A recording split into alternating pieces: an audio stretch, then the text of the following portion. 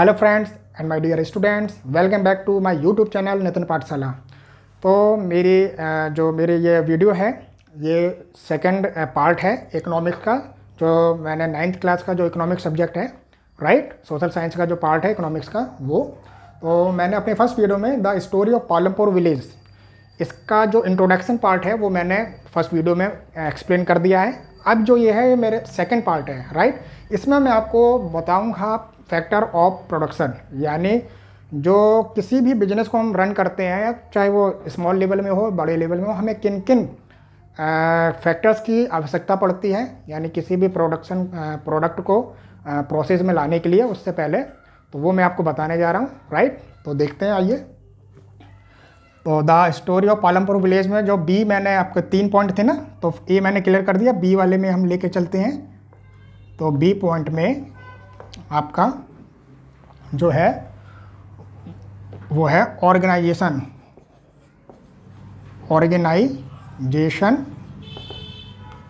Of production, right. ये थोड़ा important है, थोड़ा देख लीजिएगा एक बार, आपको अच्छा लगेगा।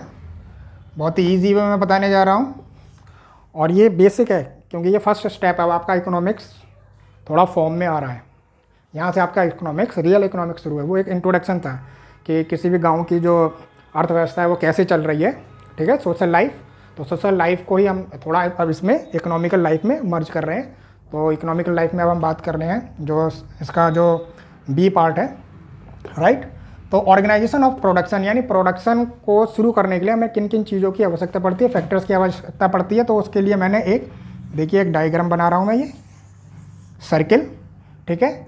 इसमें जो पहला है वो आपका है, वो मैं लिख दे रहा हूँ यहाँ पे, प्रोडक्शन प्रोसेस। यानी किसी भी आप बिजनेस को शुरू कर रहे हैं, अपने प्रोडक्ट को बनाना चाह रहे हैं, तो किन किन फैक्टर्स की ज़रूरत है वो मैं बता रहा हूँ आपको। पहला है आपका नेचुरल रिसोर्सेस,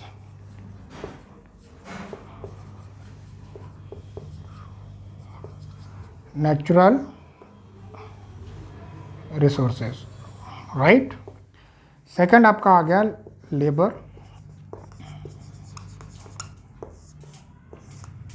राइट। थर्ड आपका आ गया नेचुरल रिसोर्सेज, हो गया आपका लेबर, हो गया। ये थोड़ा इंपॉर्टेंट है, देखिए, कैपिटल आपका ये फैक्टर है। और लास्ट आपका एंटरप्रेन्योरशिप,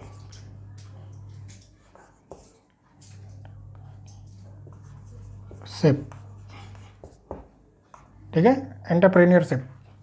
तो ये आपके जो पॉइंट है ये मेन है, जिसे हम फैक्टर्स कहते हैं। प्रोडक्शन प्रोसेस, जब किसी का प्रोडक्ट को हम प्रोसेस में लाते हैं, तो ये फर्स्ट कैटेगरी, सेकंड पॉइंट जैसे हम बोल रहे हैं, थर्ड पॉइंट और ये फोर्थ पॉइंट। आइए समझते हैं। सो नेचुरल रिसोर्सेज की अगर मैं बात करूं, तो अगर आप कोई भी बिजनेस को स्टेबलाइज करना चाहते हैं, ठीक है, एंटरप्राइज को आप स्टेबल करना चाहते हैं, तो सबसे पहले आप नेचुरल रिसोर्सेज आपके पास होने चाहिए। किस रूप में? देखिए, लैंड के रूप में, यानी आपके पास ज़मीन जरूर होनी चाहिए। अगर आप किसी प्लांट को लगाना चाहते हैं तो आप हवा में थोड़ी लगाएंगे, आपके पास प्लांट होना चाहिए, चाहे आपका वो खुद का हो, लीज पर हो, या किसी भी तरीके से, राइट। तो लैंड की ज़रूरत, आवश्यकता पड़ेगी आपको। और भी इसके अलावा मैं एग्जाम्पल दे देता हूँ, फॉरेस्ट, जैसे आपका फॉरेस्ट्री आइटम्स, ठीक है, आपका वाटर लाइक। तो ये सारी चीज़ें फैक्टर्स होने ज़रूरी हैं। लैंड हुआ, फॉरेस्ट्री आइटम्स हुए, वाटर हुआ, एक्सेट्रा। तो ये सब नेचुरल रिसोर्सेज हैं, गॉड गिफ्टेड, जिसे हमने नहीं बनाया, हम उसको यूज़ कर रहे हैं, राइट। तो किसी भी प्रोडक्शन को प्रोसेस में लाने के लिए पहला जो पॉइंट है वो क्या ज़रूरी है? Natural resources, right, natural resources, जिसमें लैंड हुआ, फॉरेस्ट्री हुआ, आपका वाटर हुआ। अब आपकी सेकंड जो फैक्टर है वो लेबर है। लेबर, यानी लेबर दो तरीके से आपके हो सकते हैं। एक तो एजुकेटेड लेबर, एजुकेटेड लेबर हो आपका, राइट, और दूसरा आपका अनएजुकेटेड। तो एजुकेटेड हो गए आपके, अनएजुकेटेड हो गए, एजुकेटेड और अनएजुकेटेड, ओके। जो मतलब टेक्निकल जो लेबर हैं और कुछ जो नॉन टेक्निकल होते हैं, ठीक है। तो दो तरीके से लेबर आपके होने चाहिए अगर आप कोई भी प्रोडक्शन प्रोसेस को आप बना रहे हैं, क्योंकि मशीनों को जैसे चलाना होता है तो उसमें थोड़े टेक्निकल भी होने चाहिए, ठीक है।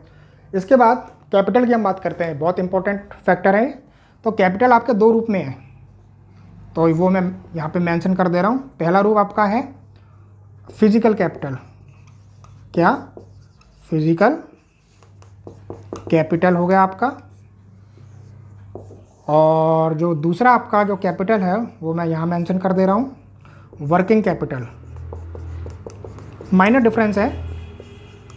कैपिटल का मतलब आप वाले कैपिटल मत समझिएगा जो पॉलिटिकल कैपिटल होता है, राइट। जैसे कि आप दिल्ली समझ लें, लखनऊ की जो कैपिटल है, सॉरी यूपी की कैपिटल है जो लखनऊ, ये समझ लें। कैपिटल का सेंस यहाँ पे लिया जाता है इकोनॉमिक्स में, किससे?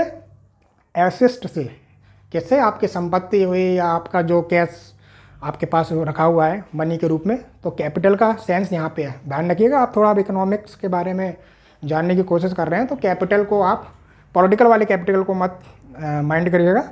यहाँ पे मैं बात कर रहा हूँ किस कैपिटल की? जो आपके एसेट के रूप में है। मैं यहाँ पे वो मार्क भी बना दे रहा हूँ, राइट, रुपया का मार्क एसेट के रूप में। तो फिजिकल कैपिटल की अगर हम बात कर रहे हैं तो फिजिकल कैपिटल में आपका आ जाता है, इस साइड में मेंशन कर दे रहा हूँ, जैसे आपके पास मशीन होगी, कोई हैवी मशीनरी लगाते हैं ना किसी भी प्लांट में, अगर आप को लगाएंगे तो उसके लिए हैवी मशीनें चाहिए, तो वो भी आपका एसेट का ही एक रूप है, संपत्ति का रूप है, जो फिजिकल कैपिटल है, यानी फिक्स है, राइट। उसमें आपने इन्वेस्ट किया है, राइट। फिजिकल कैपिटल हो गया, जैसे मशीन के रूप में हो गया आपका ये, ठीक है ना। अब थोड़ा इधर देख लो आप, वर्किंग कैपिटल में। वर्किंग कैपिटल में आप देख लीजिए, जैसे आपका रॉ मटेरियल हो गया, जो आप रॉ मटेरियल यानी किसी भी प्रोडक्शन को आप बना रहे हैं या आप किसी भी प्रोडक्ट को बना रहे हैं, उसके लिए आपको रॉ मटेरियल चाहिए, वो भी आपका वर्किंग कैपिटल के रूप में है। और कैश का मतलब लिक्विड फॉर्म में जो आपके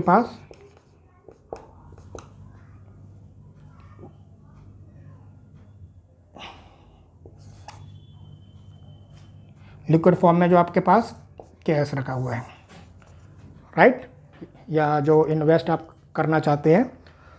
तो कैपिटल दो तरीके के आपके पास, फिजिकल कैपिटल और वर्किंग कैपिटल। फिजिकल कैपिटल में आपका मशीनरी होगी, जो हैवी मशीन्स हैं। प्लांट हुआ आपका, जो प्लांट आपने लगा रखा है, ठीक है ना। प्लांट की जो जगह है वो आप वर्किंग कैपिटल मशीनरी के रूप में। और एंटरप्रेन्योरशिप में ज़्यादा नहीं, और एंटरप्रेन्योरशिप में जैसे रिस्क आप जो लेते हैं, मैनेजमेंट,